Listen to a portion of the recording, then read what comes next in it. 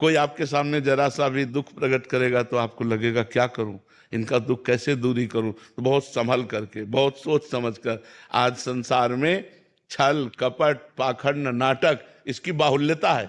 तो आज का समय थोड़ा भावुकता संभालने का है, नहीं तो हमारी जेब काट लेंगे। भावुकता में ऐसे भी लोग हैं। गलत अगर रास्ता हमारा हो गया, जैसे मान लो बिहारी जी इधर है, अब हम इधर दौड़ लगा दें तो जिंदगी भर दौड़ते रहे हम बिहारी जी नहीं पहुंचेंगे। और इधर हम लेट के चले तो हम बिहारी जी पहुंच जाएंगे, क्योंकि सही रास्ता है। तो हम सही रास्ते पे चलें। गृहस्थ धर्म में रहकर अगर हम ब्याह नहीं करते तो ब्रह्मचर्य का, पूर्ण ब्रह्मचर्य का पालन करना होगा। और बड़ा कठिन है ब्रह्मचर्य का पालन करना। देखो, बातें बनाना अलग बात है, जब वेदनाएं काम आदि की सताती हैं तो उन वेदनाओं को सहन करना केवल भजन बल से, दूसरा कोई बल काम नहीं करेगा। यदि आप डट के भजन करोगे और कुसंग से बचोगे तो ब्रह्मचर्य रह सकते हो, नहीं तो गृहस्थी में रह करके ब्रह्मचर्य रहना बहुत कठिन है। विरक्ति में कि भाई एकांत कमरे में किसी से मिल नहीं रहे, चलो भाई, जैसे गृहस्थी में परिवार के जन आ रहे हैं, वो सब हंस रहे हैं, सब खेल रहे हैं। बोले मोम के घोड़े पे चढ़ के आग की ज्वाला से निकलना, समझो, मोम का घोड़ा पिघल जाएगा ना, मोम के घोड़े पे चढ़ के आग की ज्वाला से निकलना ये विरक्त मार्ग है। कोई बिरला ही इसे पार कर पाता है, नहीं तो गिर जाता है। कोई कंचन में, कोई कामिनी में, कोई कीर्ति में फंस जाता है। भगवत प्राप्ति तक तो पहुंचना बड़ा कठिन होता है। तो हम धन्यवाद देते हैं कि आप भगवत प्राप्ति करना चाहते हैं, पर कहीं जाइएगा मत। अपने घर में रहिए, अपने परिवार में सुरक्षित रह करके सद्वृत्ति के द्वारा भगवान का भजन करिए और भगवत प्राप्ति करिए। यदि हम भगवान का परम पवित्र महामंगलमय नाम जप करें वर्तमान में, तो हम उसके भूत भविष्य के जो चिंतन की प्रवृत्ति है उसको हम बदल सकते हैं।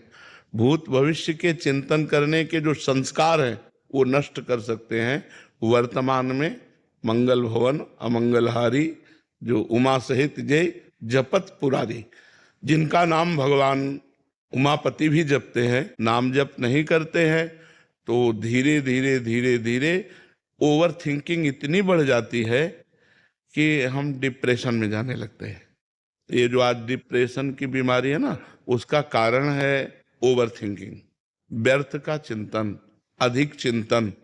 और अगर हम यही परमात्म चिंतन करें तो आनंद की अनुभूति होने लगे, हम निर्भय हो जाएं, हम निश्चिंत हो जाएं, हम निशोक हो जाएं। हम चिंतन करते हैं लेकिन गलत, कल्पनात्मक चिंतन, भयावह चिंतन, निगेटिव चिंतन। हम सकारात्मक चिंतन क्यों नहीं करते? क्योंकि पाप का दंड भुगाने के लिए हमारे साथ ऐसा बर्ताव किया जा रहा है।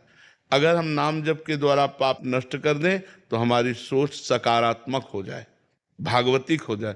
जैसे आगे पता नहीं ऐसा ना हो जाए, तो ऐसा हो जाएगा तो भगवान है ना, वो संभाल देंगे। सकारात्मक सोच आ जाएगी जब हम भगवान से जुड़ जाएंगे।